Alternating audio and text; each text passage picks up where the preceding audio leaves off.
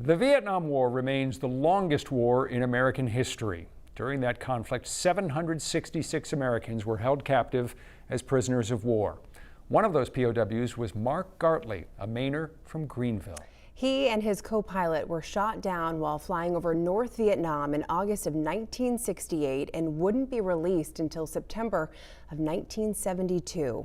During that time, Gartley's mother, Minnie Lee, was back here in Maine doing everything she could to help bring her son home.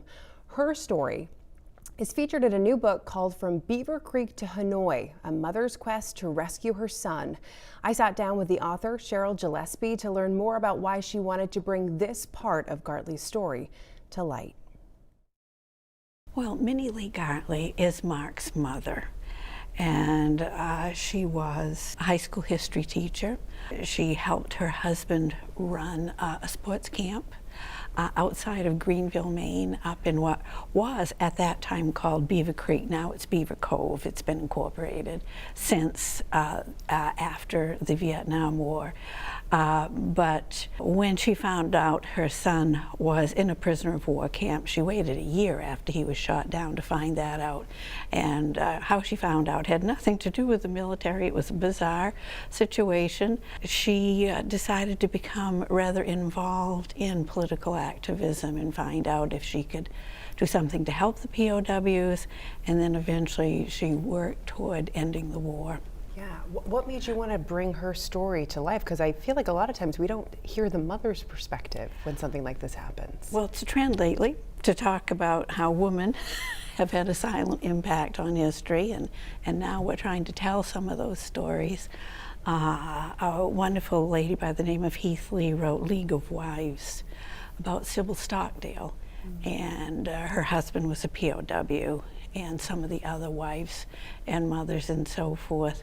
And I had already started this, but was thrilled to find Lee's book.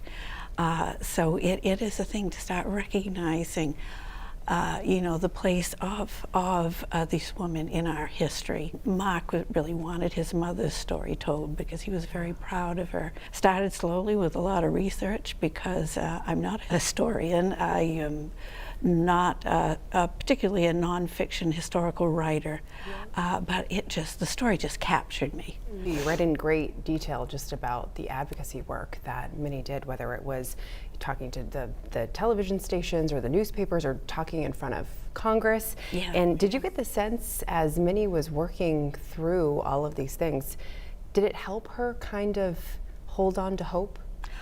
I think it was her way of dealing with it. She, you know, was a person who wanted to do something.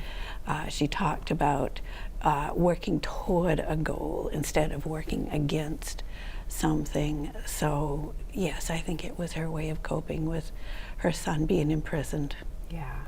And you do talk in the prologue about how this was a really divisive time for our country, and I got the sense that you didn't want that to get lost either, that piece of information.